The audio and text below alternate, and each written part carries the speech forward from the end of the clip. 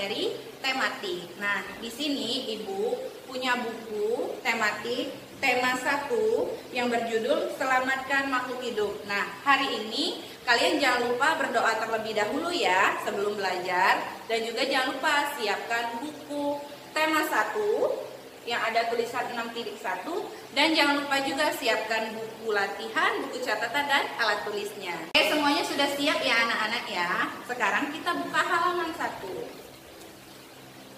Nah, di halaman 1 ini terdapat subtema 1 untuk pembelajaran 1. Nah, subtema 1 ini membahas tentang tumbuhan sahabatku ya. Di sini ada gambar Anton dan Made yang sedang menyirami tanaman. Kalian boleh baca dulu cerita yang ada di halaman 1 ini. Boleh dijeda dulu videonya, nanti dilanjutkan lagi.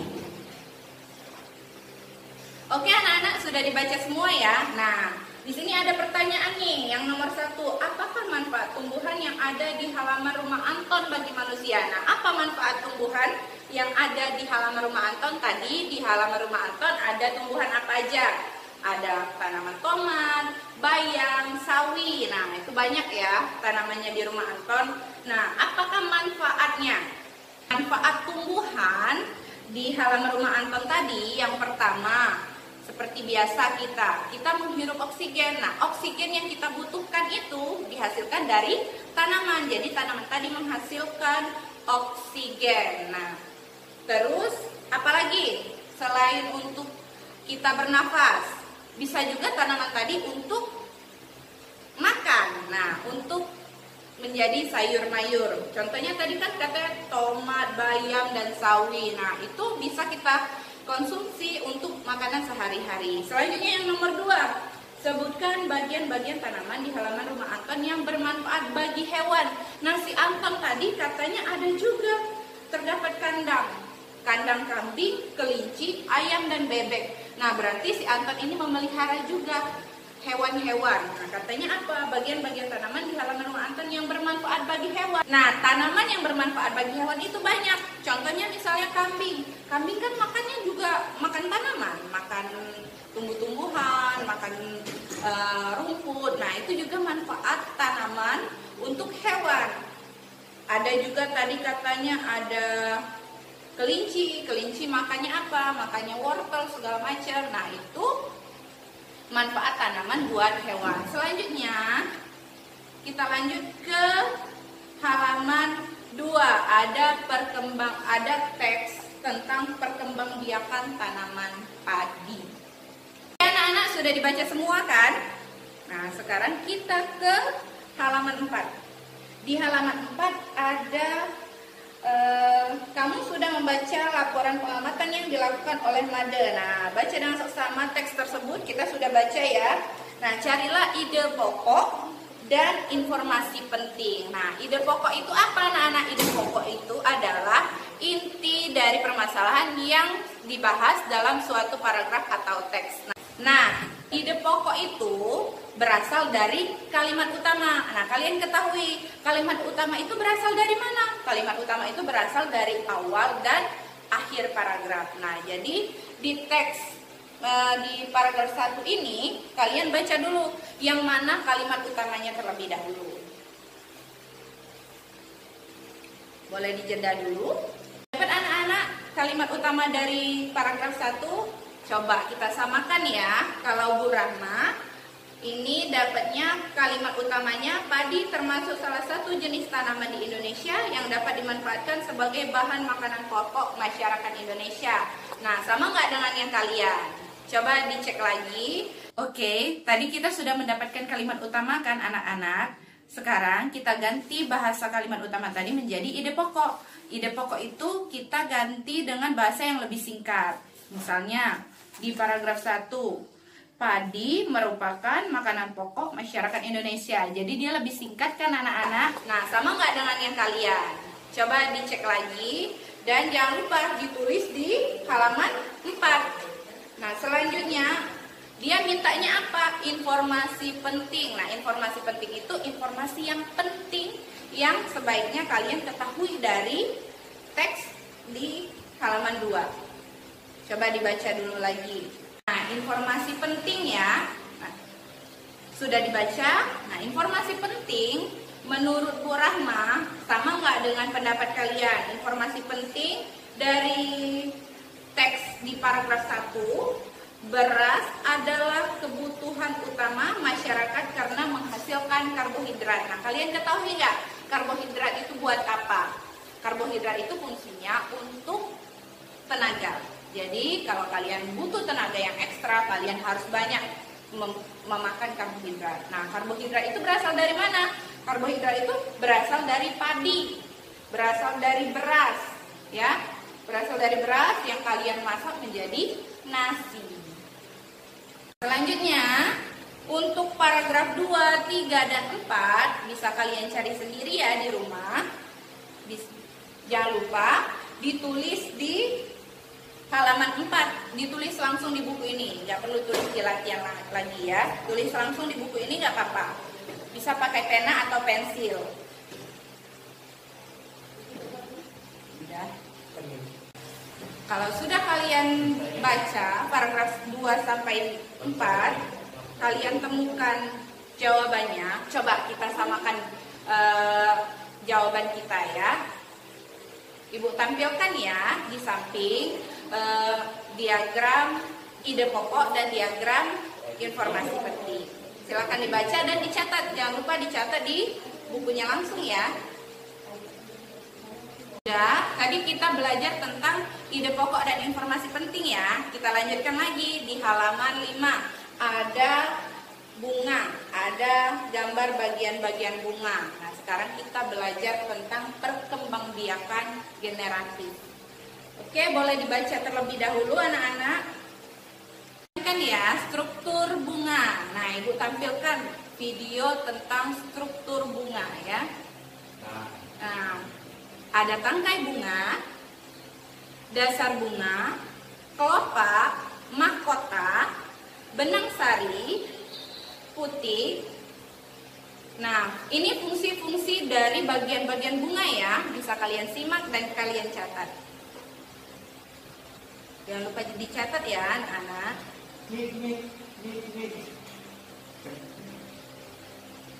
Sudah.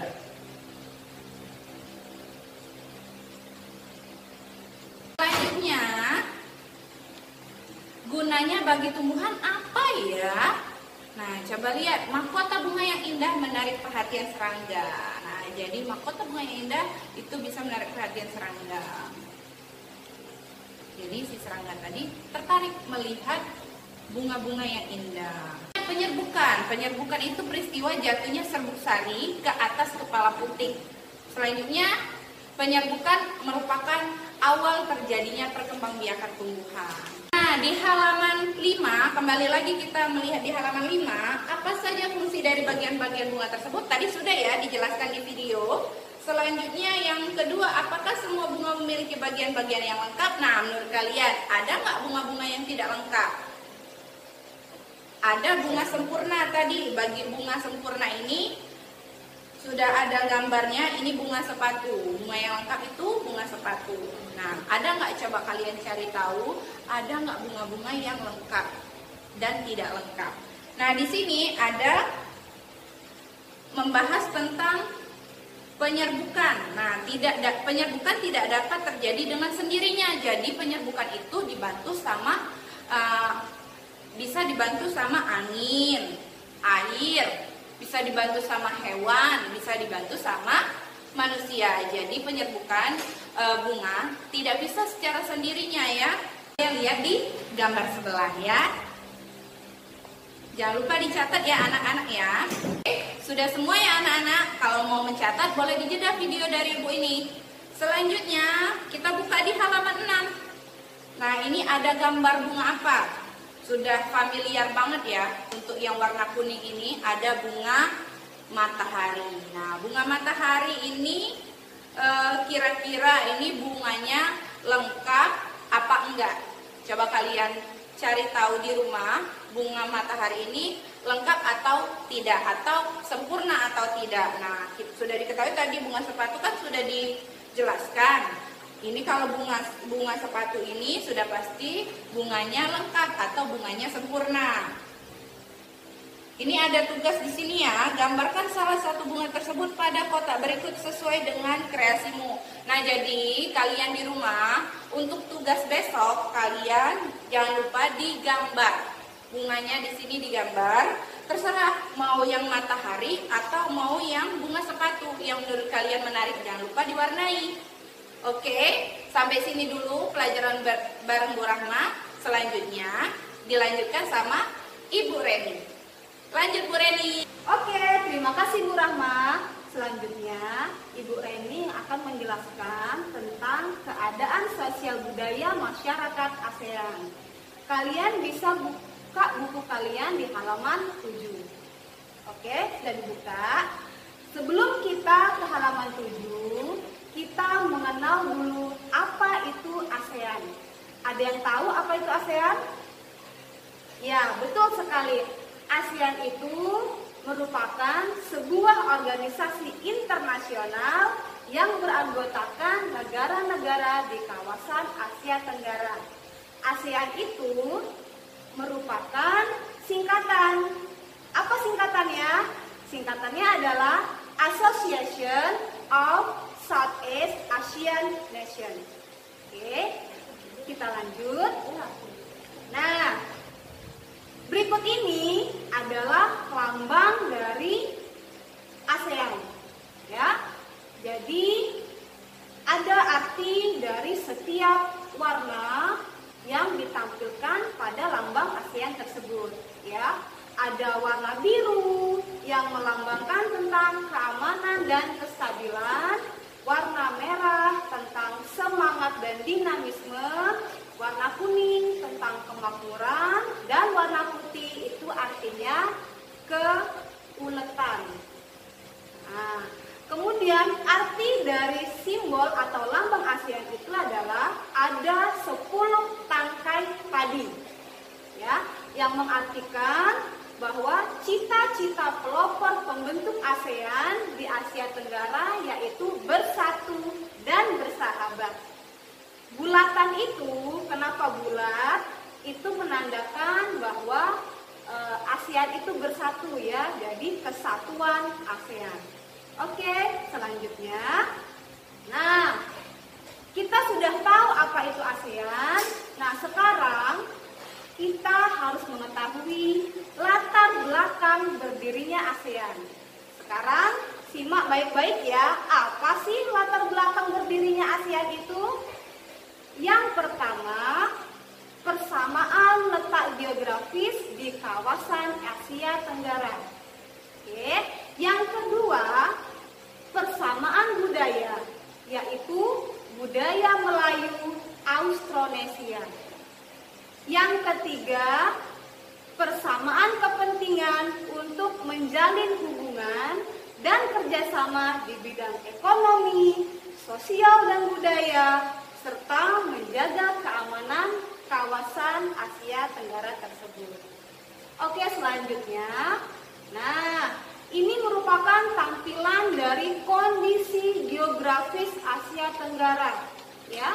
Jadi letak geografisnya itu berada di antara 3 perairan, ya. Berada di mana? Ya, di antara 3 perairan. Apa saja itu? Yang di bagian barat, ya, letaknya di Samudra Hindia dan Teluk Benggala. Kemudian di bagian utara terletak di Laut Cina Selatan, dan bagian timur dibatasi dengan Samudra Pasifik. Nah, sekarang, ya, di wilayah Asia Tenggara itu dibagi menjadi 2 dataran. Ya, ada 2 dataran. Daratan berbentuk semenanjung dan daratan berbentuk gugusan kepulauan. Oke, kita kembali lagi ke awal. Ya. Nah, ke daratan berbentuk semenanjung itu negara apa saja sih? Oke, sekarang kalian simak ya anak-anak ya. Yang pertama, negara Myanmar. Yang kedua, negara Laos. Yang ketiga, Thailand. Kemudian yang keempat, Kamboja. Yang kelima, Vietnam. Dan yang terakhir, Malaysia. Malaysia ini ada dua anak-anak. Ada yang berada di bagian barat. Ya. Jadi yang di bagian barat ini, Malaysianya itu berbentuk semenanjung. Oke, selanjutnya kita ke daratan berbentuk gugusan kepulauan. Jadi negara yang berbentuk gugusan kepulauan itu adalah Singapura, Filipina, Indonesia, Brunei Darussalam, juga Malaysia, tapi Malaysia bagian timur. Oke, sampai sini dulu. Kalian bisa jeda ya videonya, kemudian kalian ulang kembali untuk kalian catat ya anak-anak ya. Sudah kalian catat? Bagus. Catatan harus latih ya. Selanjutnya terbentuknya ASEAN. Di mana sih ASEAN itu terbentuk? Ya. Oke. Pada tanggal 8 Agustus 1967 ASEAN berdiri atas dasar deklarasi Bangkok. Atas dasar apa anak-anak? Iya, betul. Atas dasar deklarasi Bangkok. Di mana? Tepatnya di Bangkok, Thailand. Ya. Deklarasi Bangkok ditandatangani oleh tokoh-tokoh menteri luar negeri dari 5 negara pertama terbentuknya ASEAN. Ya. Jadi ada 5 negara pertama yang mengawali terbentuknya ASEAN. Ya. Oke, selanjutnya. Nah, 5 negara pertama tadi apa saja dan siapa saja yang mewakilinya? Jadi 5 negara yang menjadi anggota pertama ASEAN di tahun 1967 adalah yang pertama Indonesia yang diwakili oleh Adam Malik. Kemudian yang kedua negara Malaysia yang diwakili oleh Tun Abdul Razak. Yang ketiga negara Thailand yang diwakili oleh Tanat Koman. Kemudian Singapura diwakili oleh S. Rajaratnam. Dan yang terakhir yang kelima Filipina, Narciso Ramos yang mewakilinya. Oke, bisa kalian simak, bisa kalian jeda juga untuk kalian catat siapa-siapa saja sih negara yang mewakili pertama terbentuknya ASEAN. Ibu tunggu ya. Oke, selanjutnya, nah tadi kalian sudah tahu 5 negara pertama yang mewakili terbentuknya ASEAN. Kemudian selanjutnya diikuti oleh negara Asia Tenggara, yaitu Brunei Darussalam. Brunei Darussalam itu bergabung ke ASEAN pada tanggal 7 Januari 1984. Kemudian negara Vietnam ikut bergabung tanggal 28 Juli 1995. Diikuti juga oleh Laos pada tanggal 23 Juli 1997. Myanmar tanggal 23 Juli 1997 ya, sama seperti Laos. Kemudian yang terakhir adalah Kamboja tanggal 30 Agustus 1999. Oke, kita lanjut. Nah, sekarang baru kita memasuki materi tentang keadaan sosial budaya masyarakat ASEAN. Sekarang Ibu kasih waktu kalian ya untuk membaca negara Malaysia.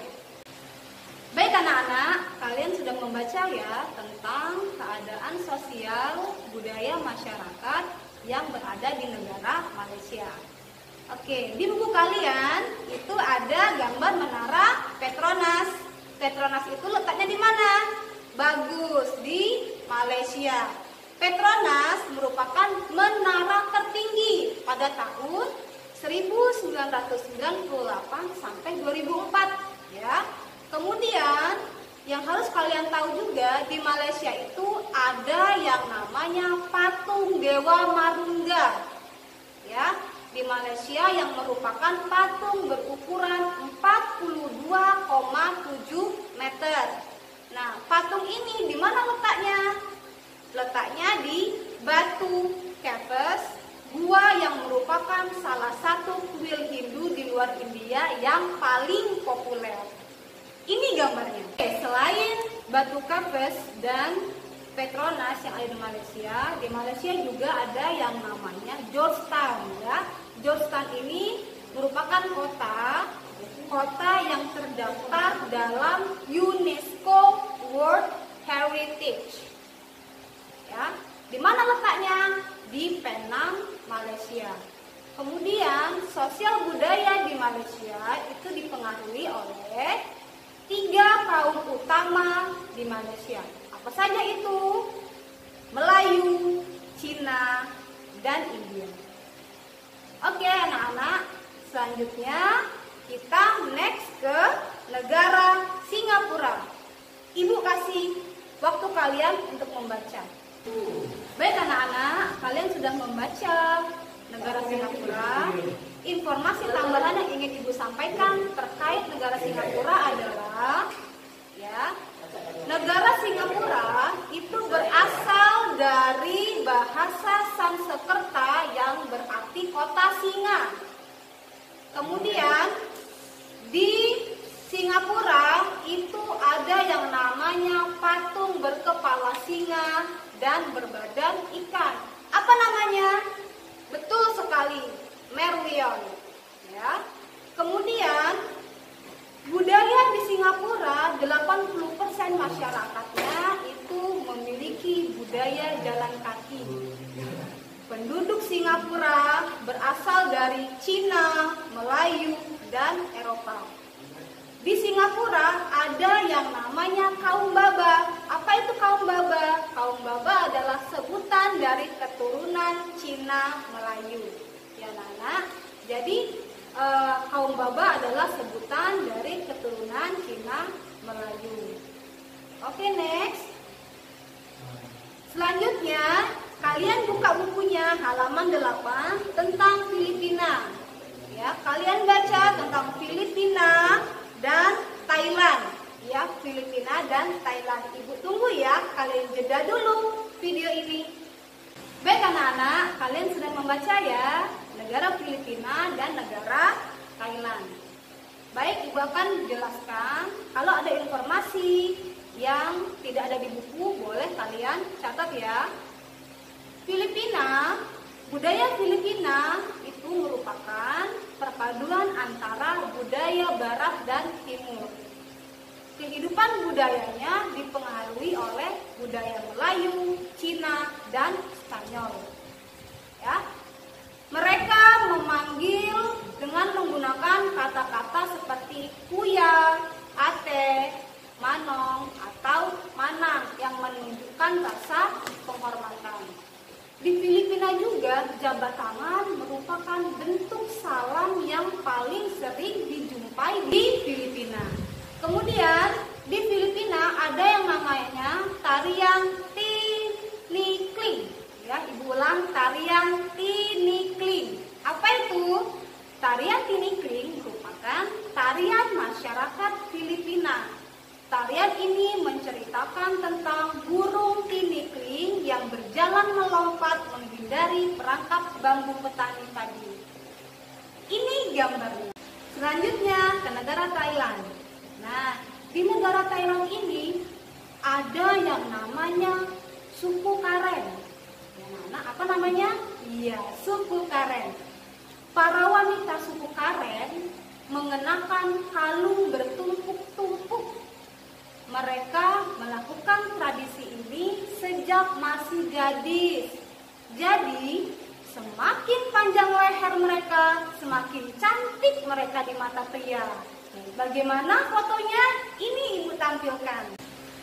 Thailand dalam bahasa Thai adalah Pratet Thai, yang artinya tanah kebebasan. Jadi Thailand ini merupakan negara satu-satunya yang tidak pernah dijajah oleh bangsa asing. Next anak-anak, kita ke halaman 9. Ya, kalian baca Brunei Darussalam, Vietnam, Laos, kemudian Myanmar, Kamboja. Kalian jeda dulu ya video dari Ibu. Oke, sudah kalian baca ya? Kita ke Brunei Darussalam. Budaya Brunei banyak dipengaruhi oleh ajaran Islam. Mayoritasnya merupakan orang Melayu.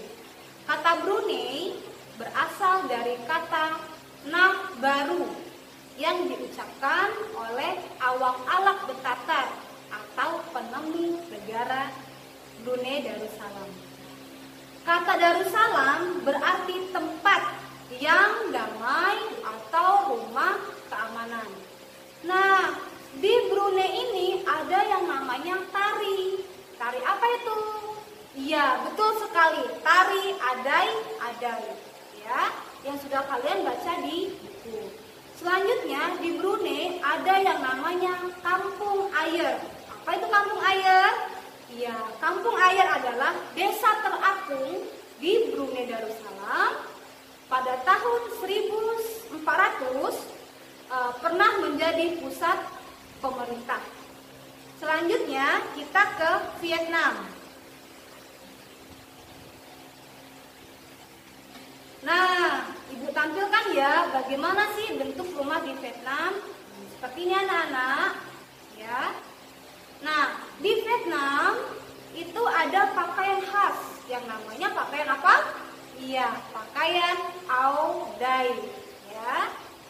Biasanya dipakai pada saat acara seperti momen pernikahan, tahun baru Imlek atau festival-festival lainnya, ya. Kemudian mayoritas orang Vietnam itu memiliki nama keluarga Nguyen. Apa itu Nguyen? Nah, Nguyen itu ya tadi mayoritasnya karena dinasti Nguyen itu berkuasa mulai 1803 sampai 1945 dan merupakan dinasti terakhir di Vietnam. Selanjutnya kita ke negara Laos. Nah, di Laos ini di buku kalian itu ada gambar kuil namanya Kuil Tat Luang. Dibangun pada tahun 1566, ya. Masyarakat Laos menganut agama Buddha Theravada sehingga terkenal dengan kesabaran dan kesederhanaannya. Nah, itu singkat dari negara Laos. Selanjutnya kita ke negara Myanmar. Nah, Myanmar ini mempunyai julukan yang namanya negara 1000 pagoda. Kenapa? Karena di negara Myanmar itu banyak ditemui pagoda-pagoda dan kuil-kuil suci Buddha. Ya, mayoritas penduduk Myanmar adalah keturunan Tibet. Nah, yang di buku kalian itu namanya pagoda Swedagon di Yangon. Kemudian ada pakaian khas dari negara Myanmar. Dia bentuknya seperti sarung ya anak-anak, tapi namanya bukan sarung, namanya long yi. Ya, long yi merupakan pakaian tradisional Myanmar. Kalian bisa lihat di slide ini ya. Oke. Selanjutnya kita ke negara Kamboja. Ya, di gambar kalian itu ada gambar apa? Ya, betul sekali. Ini adalah gambar Angkor Wat. Ya. Nah, di negara Kamboja itu yang harus kalian tahu ada yang namanya orang Khmer. Apa anak-anak? Ya, orang Khmer. Ya. Orang Khmer ini biasanya mengenakan sial kotak yang disebut dengan krama. Ya, sial kotak itu disebut dengan krama yang dipakai oleh orang Khmer. Kemudian di Kamboja juga pria dan wanita Khmer mengenakan bandul kuda pada kalungnya. Tujuannya untuk apa mengenakan itu? Tujuannya untuk menjaga dari roh jahat dan membawa keberuntungan. Kemudian di Kamboja juga ada tarian namanya Tari Apsara yang lahir pada tahun 2000 tahun yang lalu. Ya, makanannya yang terkenal adalah makanan cha yang berarti tulisan. Baik anak-anak, sekian pembahasan kita tentang ASEAN. Jangan lupa kalian catat ya. Kenapa? Karena ASEAN ini banyak sekali yang harus kalian ketahui. Selanjutnya kita akan ke Bu Kiki. Silakan Bu Kiki. Terima kasih Bu Leni. Nah anak-anak, sekarang belajarnya dengan Bu Kiki ya. Kita akan belajar tentang Pancasila. Ayo, hafal nggak Pancasila? Oh pastinya hafal dong. Karena Pancasila ini selalu kita ulang-ulang terus. Setiap upacara juga kita sebutkan terus, jadi harus hafal. Kita sebutin sama-sama Pancasila. Sila pertama, ketuhanan yang Maha Esa. 2, kemanusiaan yang adil dan beradab. 3, persatuan Indonesia. 4, kerakyatan yang dipimpin oleh hikmat, kebijaksanaan dalam permusyawaratan perwakilan. 5, keadilan sosial bagi seluruh rakyat Indonesia. Yeay, pintar, good job. Selanjutnya, kita akan membahas tentang nilai-nilai yang terkandung dalam Pancasila. Hari ini kita akan belajar nilai Pancasila yang pertama dan Pancasila yang kedua. Sekarang, kalian buka buku tematik 6.1 di halaman 16. Tuh. Di sini sudah ada nilai-nilai sila pertama dan kedua. Kita bahas yang pertama dulu ya. Oke, keluar slide-nya. Yang pertama, nilai yang pertama itu adalah keyakinan bahwa Tuhan itu ada dan memiliki sifat yang sempurna. Kemudian yang kedua, saling hormat menghormati antar umat beragama. Dan yang terakhir adalah kebebasan menjalankan ibadah sesuai dengan ajaran agamanya. Jadi, poin penting yang ada di nilai sila pertama itu apa? Apa? Benar banget. Jadi intinya, kalau sila pertama itu berhubungan dengan agama. Walaupun kita berbeda-beda agamanya, tapi kita harus saling hormat menghormati. Kita lanjut dulu ya ke nilai sila kedua, yaitu kemanusiaan yang adil dan beradab. Ini dia slide-nya. Yang pertama, memiliki hak dan martabat yang sama serta sejajar. Terus yang kedua adalah nilai kemanusiaan dengan perlakuan adil kepada manusia lain. Dan ketiga, solidaritas dan tenggang rasa yang tinggi. Jadi intinya di nilai Pancasila yang kedua itu kita harus saling tolong menolong antar sesama manusia. Misalkan teman kita mendapatkan musibah, kemudian mendapatkan kendala, kita harus membantu mereka ya. Sekarang kalian buka di halaman 17, Ibu tunggu ya, jeda dulu.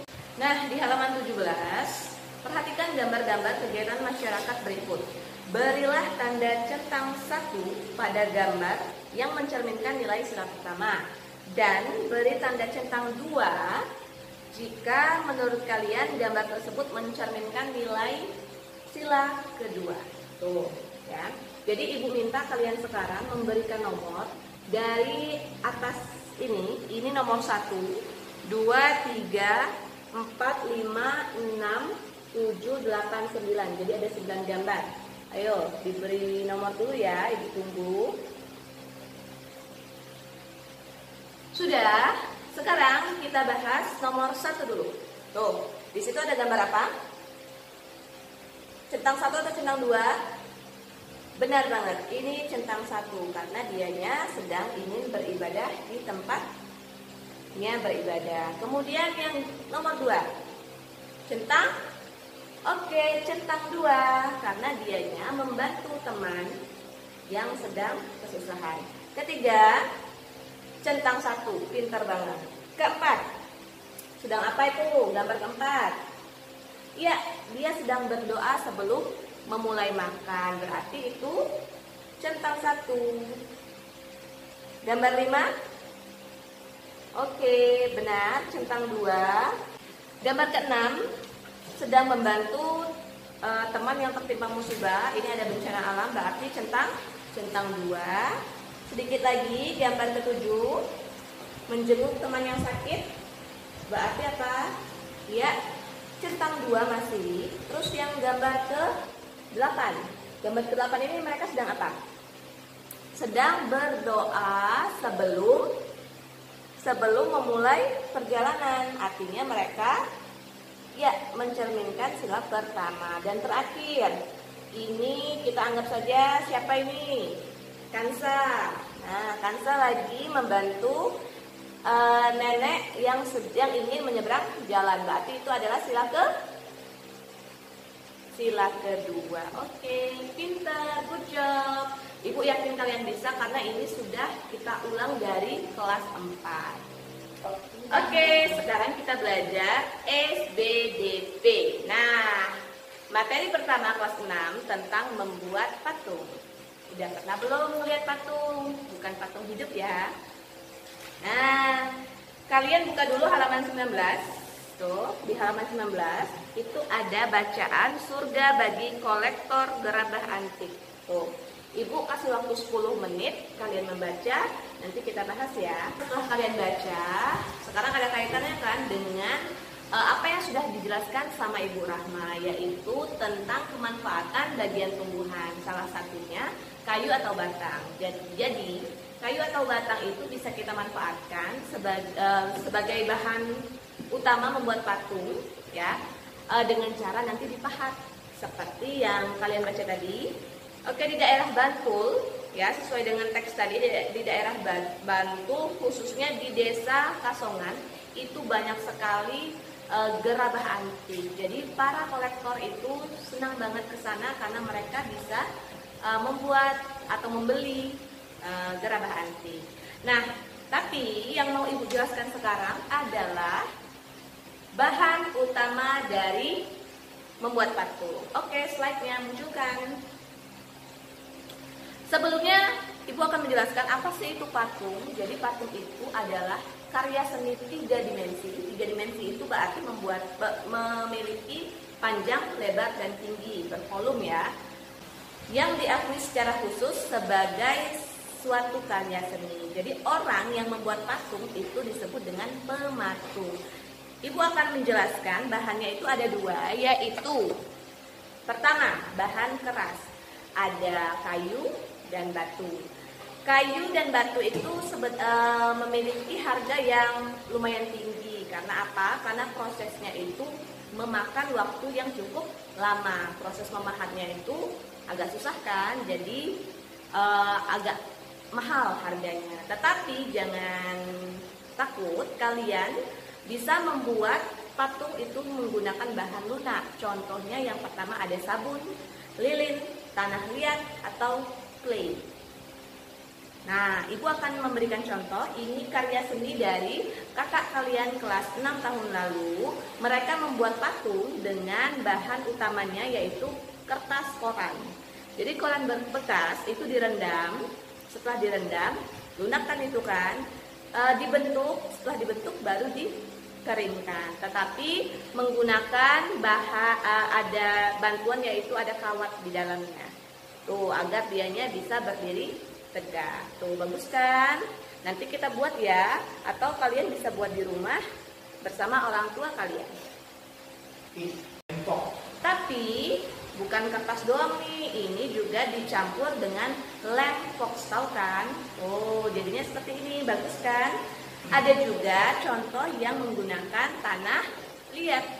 Tuh, ini biasanya dijual di pasaran. Tinggal kita hias-hias deh, cantik kan? Oke, sekian dulu belajar hari ini bersama ibu gurunya. Dan jangan lupa tugas kalian yaitu mencatat hal-hal penting yang sudah dijelaskan oleh Ibu Rahma, Ibu Reni, dan Ibu Vicky. Dan sebagai tambahannya bisa kalian catat dari diambil dari buku 6.1 tematik kita. Oke. Oh ya, jangan lupa pesan Bu Rama tadi, kalian menggambar bunga yang ada di sini. Oke, sampai jumpa di video kami berikutnya.